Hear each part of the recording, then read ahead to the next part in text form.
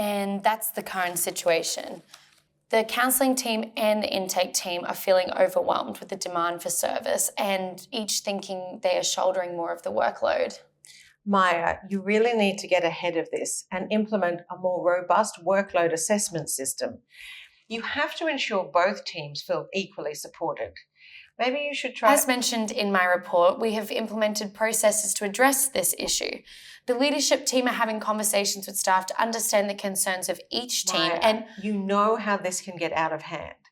I want to make sure this is done right. You really should try to... Agnes, as I mentioned... Oh no, I interrupted Maya again. I apologise, Maya. I have overstepped into problem-solving mode, which is not my role. You've clearly outlined your approach to this issue and that you have it in hand.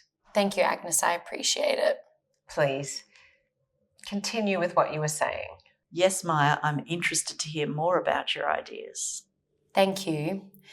In terms of support and resourcing, I believe gathering more information is important to understand the concerns and needs of each team. We are having individual conversations with staff and conducting an anonymous survey with them to learn more. I will report back at the next meeting with a plan to manage pressure and support staff. I agree. I look forward to discussing more at the next meeting. Staff wellbeing and sustainability is very important.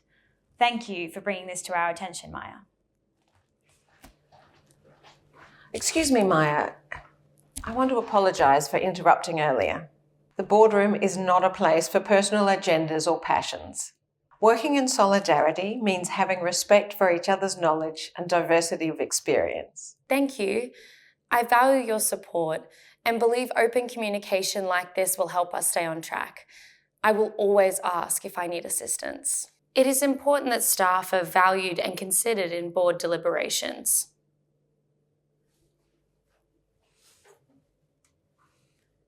How does this scenario reflect role clarity between the CEO and chairperson?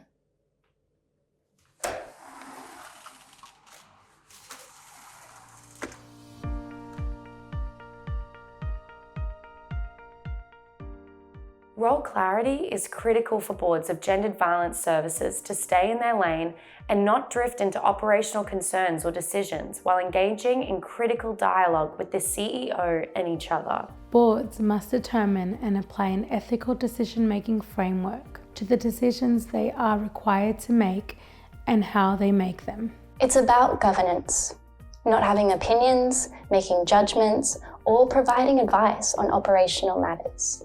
Role clarity ensures board members are informed, engaged, and accountable, and CEOs respected, trusted, and accountable. It takes effort and is worth it to create an evolving, sustainable, and effective service. The best support the board can provide to the CEO is around broad strategic governance skills. Directors need to remain focused on their governance role and how the CEO is executing the agreed upon strategic plan. The board supports the CEO and leadership team by keeping focus on governance and strategy oversight.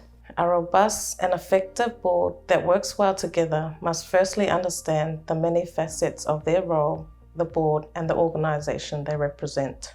Using collective power and influence to promote the cause of ending gendered violence. Role clarity is supported by crystal clear delegations, policies and processes such as induction and decision making.